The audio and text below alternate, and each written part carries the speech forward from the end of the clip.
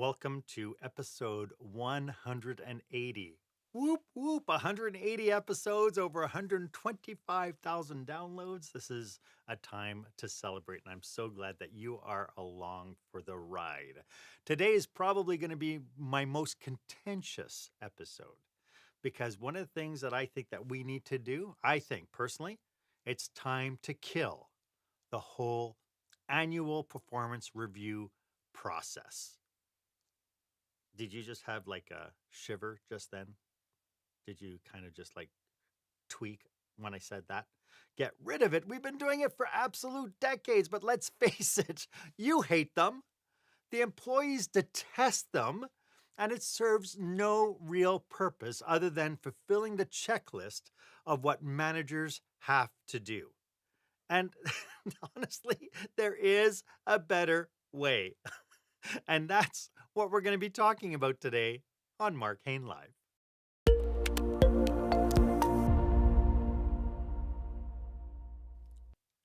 Welcome to this episode. This is where small business owners and entrepreneurs pick up core skill sets to help them create the jaw-dropping, show-stopping experience that their customers and their employees deserve. Let's face it, everybody deserves it, even your stakeholders. I am your host, customer and employee experience strategist Marc Haine, and in today's episode, we will be talking about how to kill the annual performance review and revitalize your team's growth through the power of ongoing coaching and mentoring. We will be diving into transforming leadership and the leadership roles from being taskmaster roles to becoming talent cultivators, and how this shift can create a more engaged, dynamic, and a successful workplace. Don't think we can make that shift? Well, stick with me. I'd love for this to be an open forum. So if you have any questions, go ahead and post them in the comment box. I'll address them here live as we're doing this show, or I will come back to it on the replay and answer them there as well. And while you're at it, why don't you go ahead and make absolutely sure that you subscribe to this podcast. That way you'll get notification when fresh new episodes drop, when I bring you fresh new experts and content to help you make your business better. And as always, if you find this topic compelling, which I hope you do, I do offer a 30-minute complimentary coaching session. You can go ahead and book a time that works for you on my online calendar at meetwith.marchaine.com. The link is in the show notes. You know, is it any wonder that we can't engage and retain the newer working generations? As a working society, we've evolved past the industrial age, we've strode past the knowledge age, and we've landed smack dab in the middle of the relational age. Why are we still hanging on to the industrial age management processes? Imagine a world where the dreaded annual performance review is a thing of the past, replaced by something far more dynamic, more engaging, and let's face it, more effective. And we're talking about a revolution in shifting employee development, a shift from the annual evaluations to a culture of ongoing coaching and mentoring. So that brings us to our question of the day.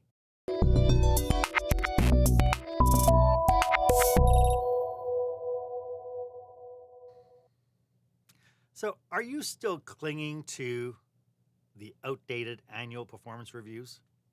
Have you ever thought about how this old school way of managing employees might be costing your business more than you realize? I'd love to hear your thoughts. Why don't you go ahead and drop your thoughts, your experiences, even your ideas and your struggles into the comment box and share it on social media. If you do share it on social media, make sure you hashtag it Experience Leadership. I'd love for you to be part of this conversation because I know it's going to be contentious. We have some hardcore baby boomers out there thinking, my goodness, without the annual performance review, I won't know how to pay my staff. But, it really hurts me when I think about my daughter going through the exact same humiliation I did 30 years ago. Hey, Hannah, thank you so much. Nice to have you on. Nice to have you watching. My daughter's going through the exact same process. Last week, she came home waving a paper saying, "Oh, I have to fill this out and give it back. It's for my evaluation." And so when I took a peek at it, I was amazed to see that this was the same kind of form that was used for my evaluation decades ago.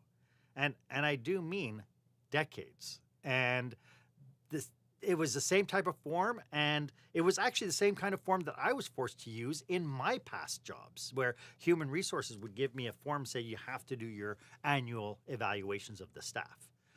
The irony is that the employee is not given the form designed for them to fill out. They give the employee the exact same form that the supervisor needs to fill out. They give them the form and say, "Give me your feedback on how well you think you're doing, and we'll get together to compare notes." Then, on D Day, the employee sits in front of the supervisor justifying why they deserve the ratings that they gave themselves. There are so many problems with this process. So many. The rating systems don't make sense. The biggest issue is that the ratings typically are not weighted, which means they don't calculate the points system based on the what means most to the success of the team or the company or the person. They are given the same kind of weight throughout the evaluation process. For instance, the last evaluation I had, which was I think 6 years ago, it rated my performance 1 to 5 with a maximum of 5 points. Punctuality was rated 1 to 5 with a maximum of 5 points, and adherence to the dress code was rated 1 to 5 with a maximum of, you guessed it, 5 points. That means performance, that is the actual deliverables of my job, represented only 5 points out of 100. The same as lesser criteria, such as, keeps his workspace organized, demonstrates effective use of the communal kitchen, and doesn't take the last box of staples without telling anyone. It just doesn't make any sense that you would rate performance as the same level as everything else. So their performance reviews are not well thought out. The forms are not well thought out, and they are actually, I think, they do a disservice to the employee. Number two, the employee has not been trained in what the definitions mean. So, what constitutes a 3 compared to what constitutes a 4? But then again, I guess the supervisor hasn't been trained that either, because when you ask them, they go, "Well, it's just, I just feel it's a 4." And then number three, the annual evaluation process is used to blindside employees time and again by pointing out faux pas that were never addressed at the time. So the poor employees sitting there getting, "Well, you remember 11 and a half months ago when Sheila needed to go home early and you said that you couldn't stay? That was really selfish. I mean, poor Sheila. Her goldfish died." I could go on, but aside from the process being demeaning and causing a ton of unnecessary stress, they tend to really focus on the past rather than focus on present performance. There's a thing called recency effect, where the biggest things that stick in the manager's mind is going to be the things that happened the most recently. And let's face it, the whole process is a time suck. The employee has to sit down and they have to go through it. The supervisor has to sit down and they have to go through it and they have to make stuff up. They have to sit there and really kind of go through each of the things and go, "Oh, yeah, okay, what can I find fault?" As opposed to what can I recognize and reward? They are time sucks, they're expensive, they're a really expensive use of time, and it really doesn't improve the employee's skill or overall performance. And really, in the scheme of things, it really does feel more like an interrogation rather than a constructive dialogue. Now, I'm not saying they all do, because I know some really great managers out there, and especially human resource managers out there who are really really effective in how they apply it. But honestly, the annual review process procedure, which was created during the industrial age, is as outdated as rotary phones. You could still use them, but they're not as effective. When we come back, we will uncover alternatives that not only builds people and teams up, but gets people performing at a higher level. And we'll get to that right after this. When the spotlight shines on your business, are customers applauding or yawning? In other words, how is your business performing? Make your business a star with the new book, Lights, Camera, Action, Business Operational Excellence Through the Lens of Live Theater by Marc Haine. Marc uses his business and acting experience to help you see your business like a live show, so you can create a performance your customers will never forget. Buy Lights, Camera, Action today at your favorite online retailer or directly at marchaine.com.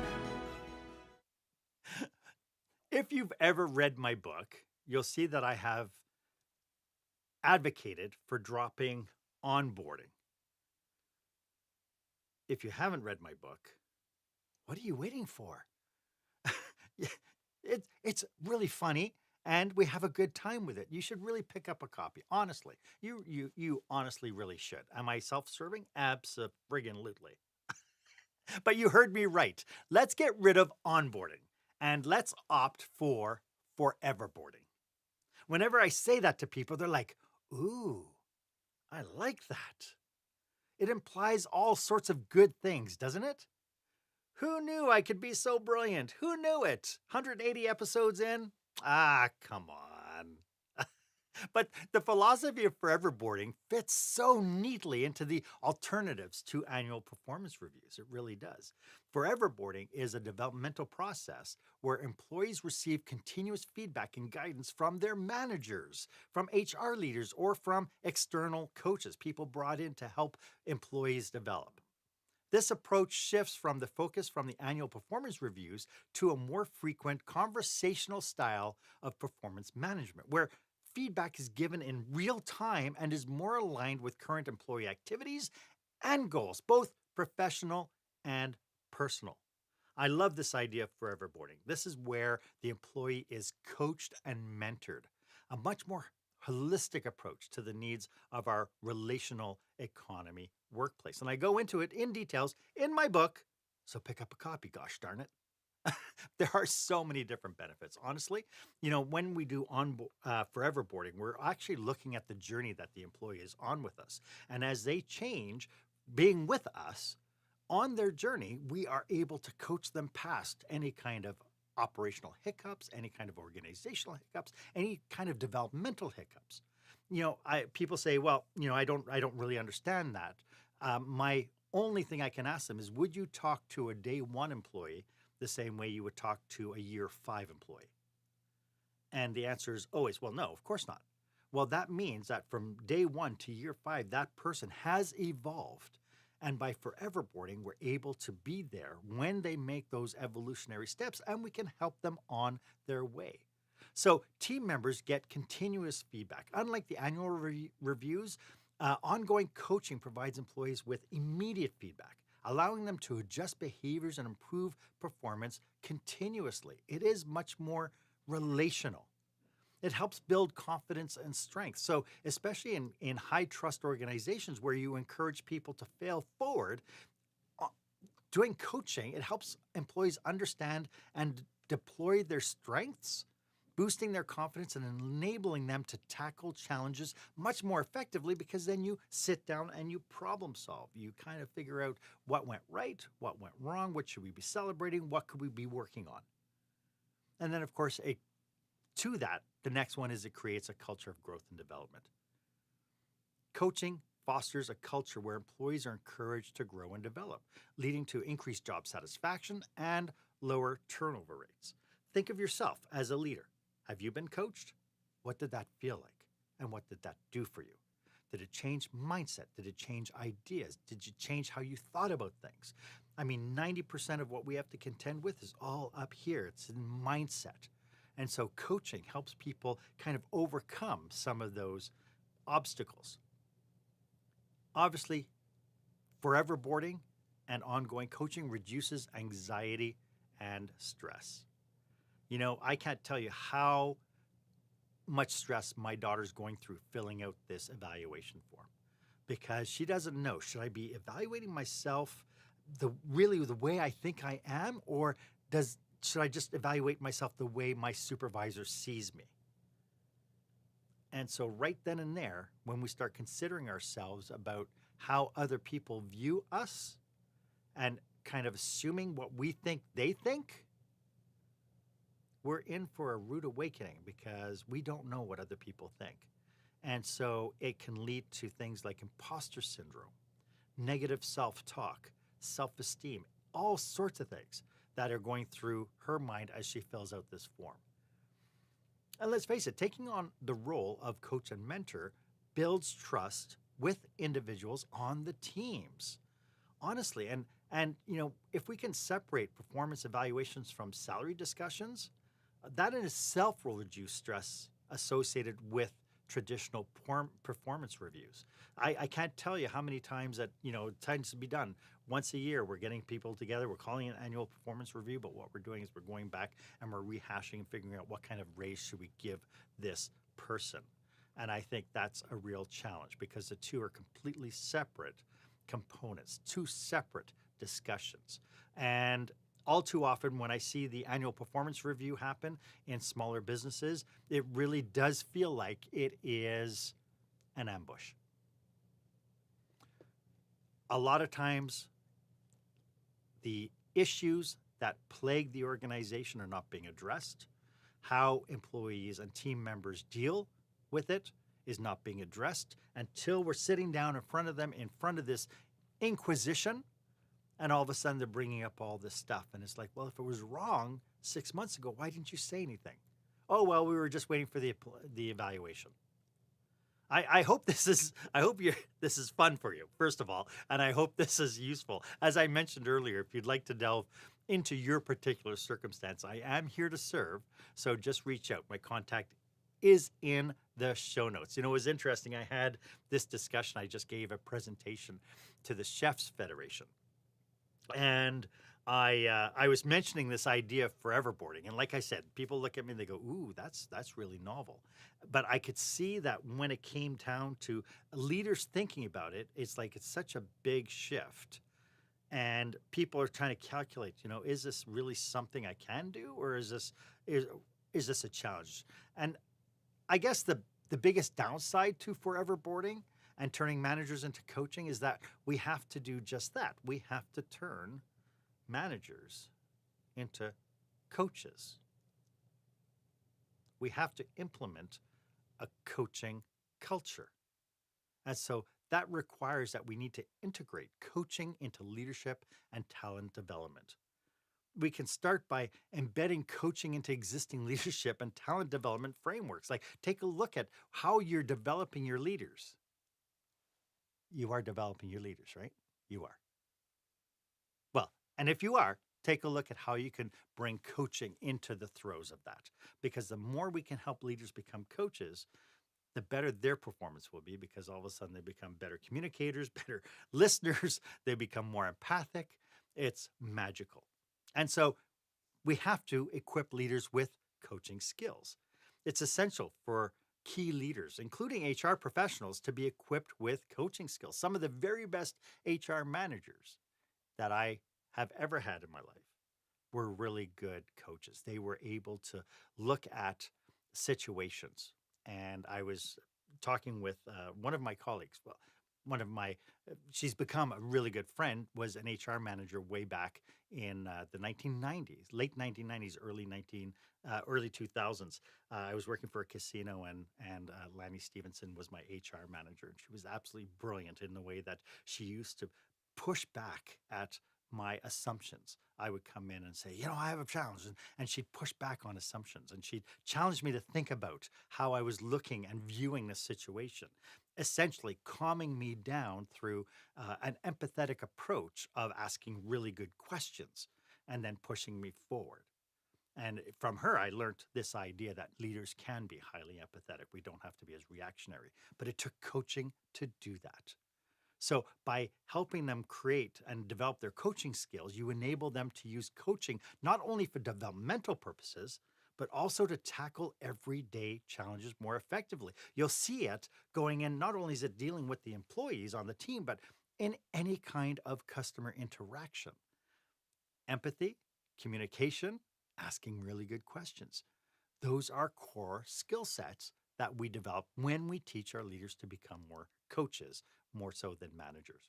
And then, of course, we link coaching to organizational goals.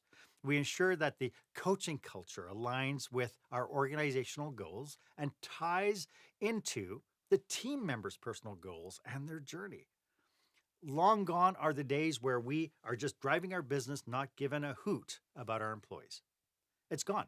COVID changed all that. COVID gave us a platform where we got to see, as leaders and as managers and supervisors, we got to see that people were in their own environments, living their own lives, and they were individuals. And so the curtain was pulled back so we could see the reality that each one of our people on our team are individuals, and each one of them are on their own journey. Doing this will help us create diverse coaching programs. We don't have to have a one shop stop or a one solution for everybody. Just like a sports team has subject specific coaches, right? Like a baseball team will have a batting coach, will have a running coach, will have a catching coach. Everybody's got subject specific coaches. We can create a diverse offering and even escalations of coaching that align with what your organization wants to accomplish. I mean, we can do things like executive coaching, wellness coaching, high performance and high potential coaching. We can do new management training and coaching, career coaching, group coaching, and even drop-in coaching. There's all sorts of things that we can do. And, when we look at organizations, we say, oh, it'd be really good if when we bring new people in that they can have a mentor. That's also coaching. You train your staff how to they themselves become coaches, and this top-down kind of culture starts permeating even your new hires. And that's how we go from this idea of, okay, welcome to the team. Here's the manual you need to watch, and we're onboarding, and as soon as your onboarding is done, you're all on your own, to now that we have this idea that every aspect of the organization is tied to the idea of forever boarding. I know you're probably thinking, but Mark, my managers are busy enough. They don't have time to become coaches. I hear you. And this is where the paradigm shift really has to happen. We have to get out of the industrial age thinking that if a manager is not at his desk poring over spreadsheets and filling out requisitions and feverishly responding to emails, then he's not really working. In fact, because I grew up in hospitality, if I was stuck behind my desk, I would constantly say, oh, Mark, we need you on the floor. And then when I would be on the floor, kind of working with the team, and I would start getting criticism that I'm not handing in reports in time. And so I always had this push me, pull you about, oh, well, I need to get the reports done because everybody wants the reports, but I can't be in my office doing it. I have to be outside doing it, where I don't have, at the time, we didn't have computers on the floor. We just had big ass computers on the desk. And so I couldn't be doing both at the same time, but the expectations were there. So successful managers delegate those tasks. I mean, honestly, the tasks need to be delegated. And then the leaders just receive briefings and updates throughout their day so they can concentrate on leading. Effectively done, we can build a culture and a cultural integration and critical mass of coaches within our teams. As leaders model the coaching behavior, they'll see an increase in things like collaboration, employee retention, and an environment where employees feel empowered and engaged, contributing to individual and organizational success. It's not just an organizational consideration of what's in it for us. How are you doing us? How are we profiting? How are we becoming more efficient? How are we lowering expenses? How are we increasing profits? We're also looking at it from the perspective of the employee on how are they developing? How are they growing? How are they better today than they were yesterday? And how are we going to make them better tomorrow? A dedicated budget for ongoing coaching programs is vital for long-term benefits. You're going to have to build this into your budgets. It's essential that we need to give it some resources, but it's cheaper than you think it is. Honest to goodness, when we go out and we delegate effectively, and we delegate some of the tasks that the managers are doing, it's amazing how much more productive we become. And then, of course, over the long term, the fact that we're not turning over staff constantly is saving us a ton of money. We're not training staff from day one constantly, so that's saving. That means that customers are happier, the employees are happier, and of course, your bottom line is happier as well. So, when we come back, let's talk about some concrete strategies and a few things to watch out for making the transition. So, we'll get to that right after this. When you're delivering an important speech to a huge audience, it's easy to lose your place or go way over time. Give yourself an advantage with the Pro Speaker Presentation Speech Timer app. No more checking your watch or calling for time. The Pro Speaker Presentation Speech Timer app keeps you on track with easy-to-see timers, even changing color for visual prompts during your speech. And you can set audio cues to practice, or set it to vibrate so you don't even have to look. Be the pro you know you are. Download the app at speakerpresentationtimer.com.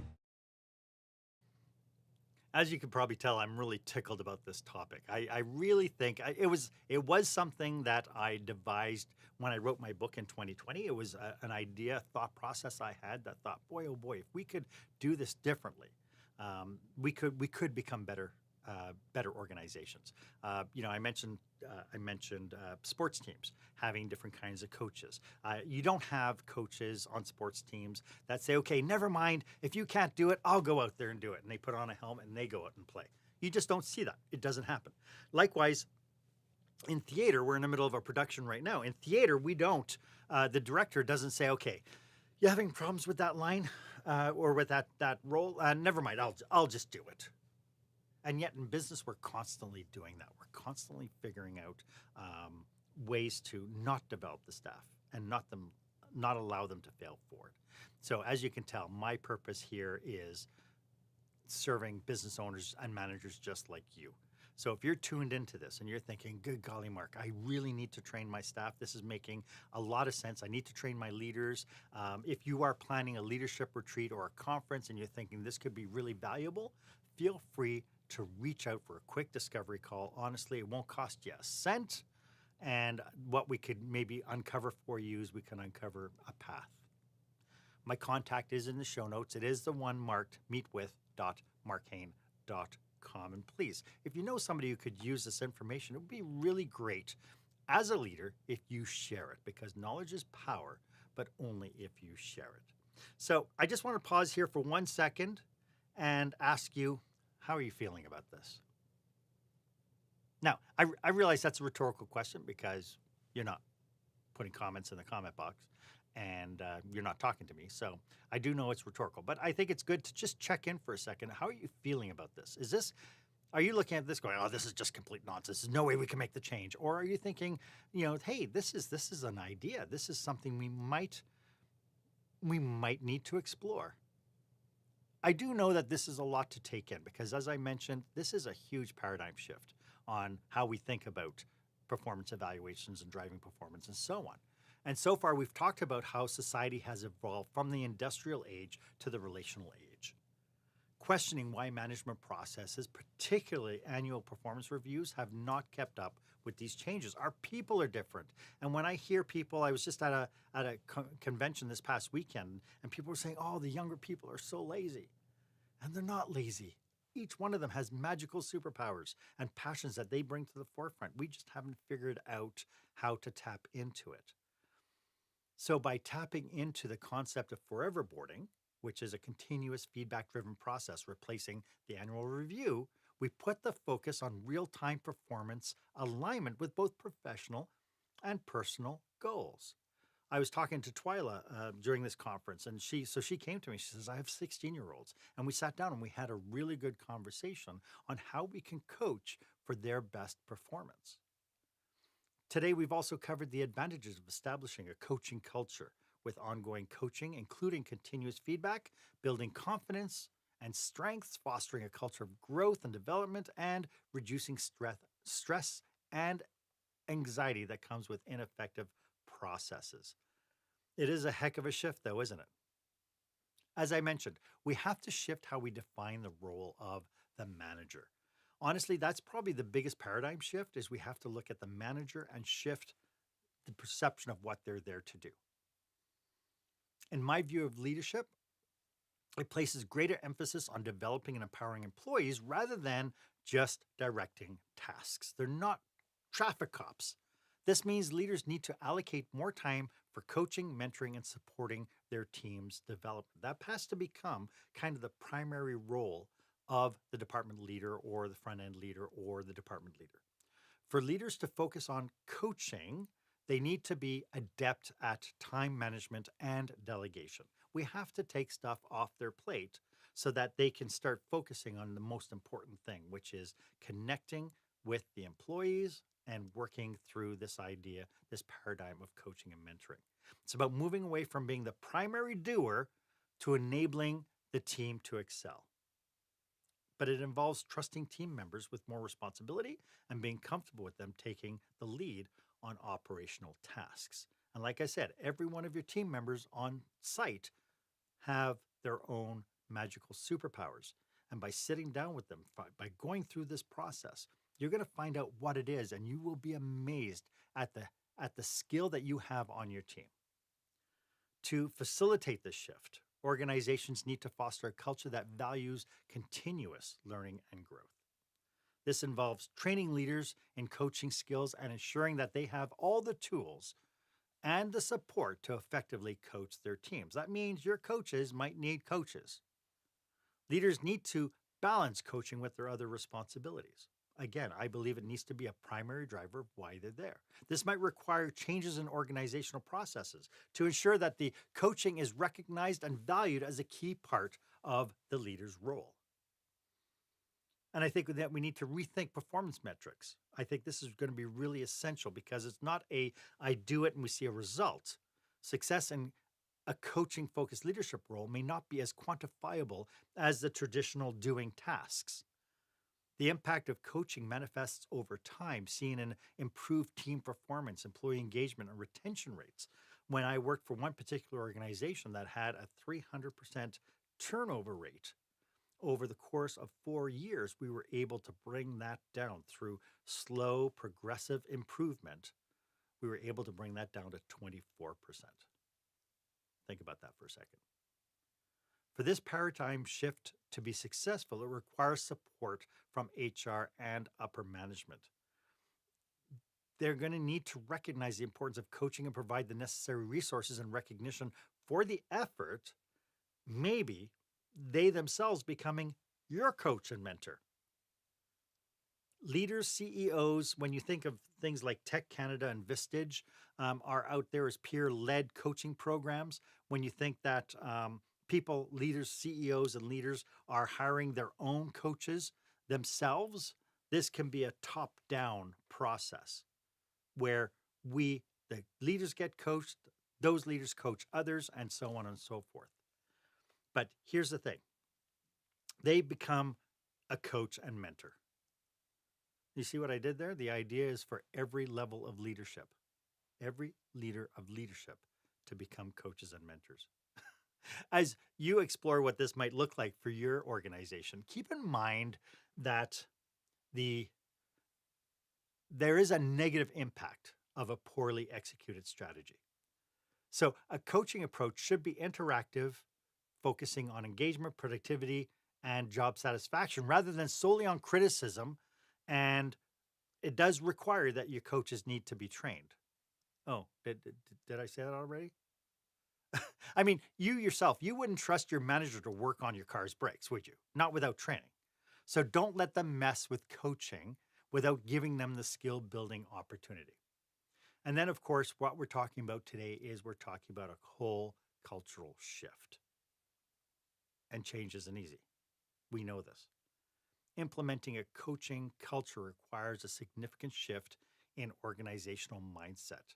It's absolutely crucial to assess whether your organization's culture can adapt to encouraging ongoing dialogue and having effective conversations throughout the year, not just the once a year. And this shift can really be challenging and may require a gradual approach with maybe a pilot program to start to manage change and inspire others. Maybe you just start with one department and you train that leader and you get that leader to train the subsequent leaders in the hierarchy to become more effective. And we see if it makes in itself will incite a change. And ineffective adoption will mean that if and when crisis hits, you'll be thrown right back into the comfort zone of doing what you've always been doing. and getting the same results. I've seen this time and time again when it comes to a cultural shift, is that when a recession hits, or when we have to start cutting labor again, or whatever the crisis is, that all of a sudden the leaders will go, well, let's just park this initiative for now and let's go back to doing it the way we used to do, which I think is just so painful. It creates uncertainty for the staff, creates uncertainty for your different leaders' levels of leadership, and your customers just get really confused. I think leadership and managerial skills need to be redefined.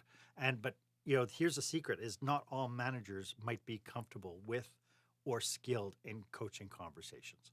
I think part of it is it does take a certain personality to be able to do it well. And so we need to figure out which people on our team would be really uncomfortable and not very effective as coaches. And then we need to figure out how we adapt and include them in the processes. But coaching requires a bi-directional approach where listening and asking questions are more important than giving people advice and telling people what to do. So training managers in coaching skills and helping them to transition from traditional review methods to a coaching mindset is absolutely essential. Oh, wait. Didn't I say that already? Anyway, documentation and tracking.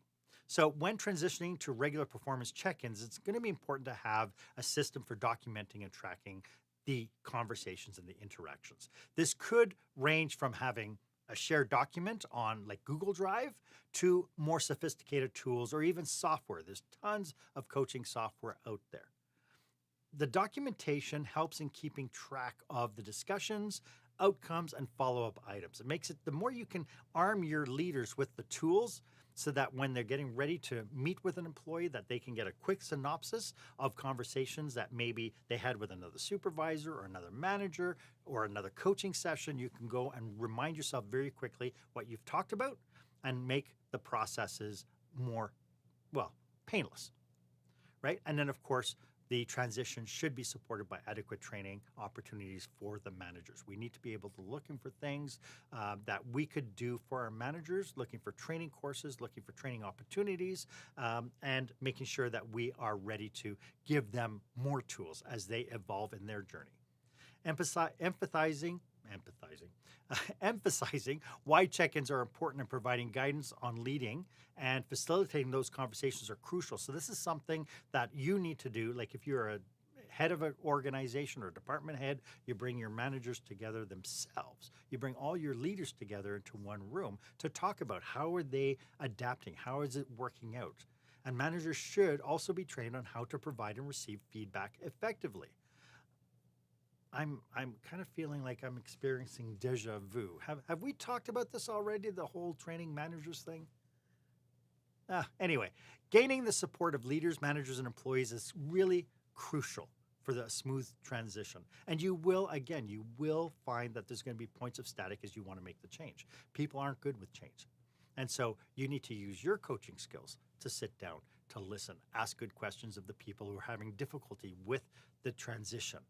But I think one thing you can do is create focus groups. You can have pilot groups, and you can have change champion groups who can help build internal goodwill to support and manage transitions. In one organization I went to, I wanted to create a training team and so I had to train the trainers. But we didn't have the budget to train people. So I went out to the staff and I said, would you like to be part of Train the Trainer? And the very first question was, what?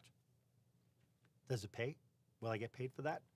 And I said, no, but what I'm going to do is I'm going to set you up so that you're not going to constantly be frustrated with what you see from new people coming on board and make you more effective trainer.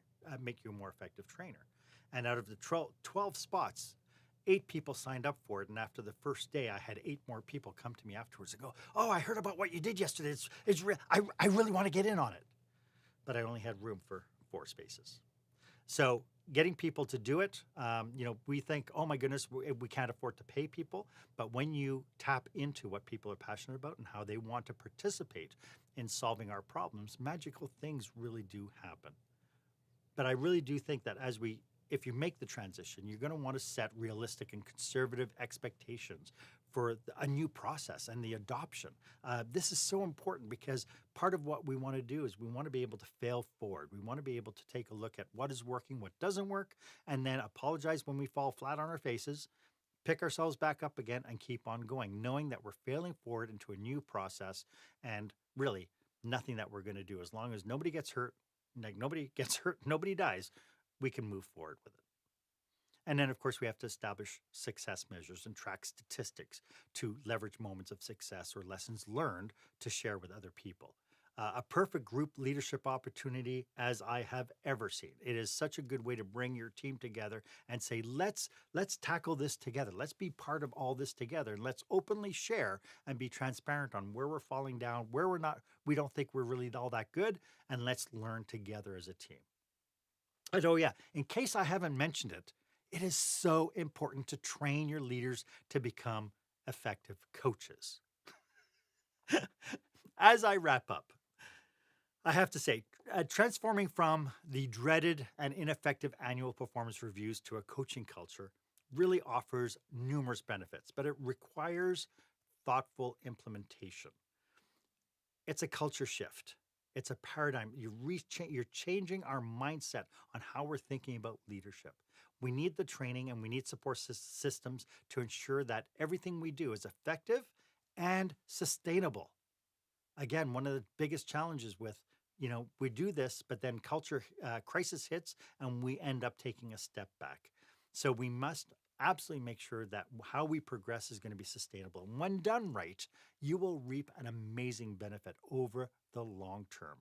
You will see things like increased employee engagement. You'll see increased employee retention. You'll see your leaders are kind of more pumped in doing what they're doing because they know that every day they're coming in. They're not just going in to make a job, but they're coming in to incite change and they're helping other people. They're being of service to the people that they are leading. And that in itself is magical. It gives people a sense of purpose in what they're doing, as opposed to, oh, I have to go in and I have to answer emails and I have to do my spreadsheet and I have to do my report. This becomes a component of a leader's job that really is in itself self-fulfilling. It really gives you that option that managers come in and say, today I get to work with a couple of my staff members and we're going to see how they've grown over the last little while. I hope that this has been helpful for you. If you have some questions about our topic today and you'd like to brainstorm some aspect of your business, feel free to click the calendar link in the show notes and book a complimentary 30-minute session with me.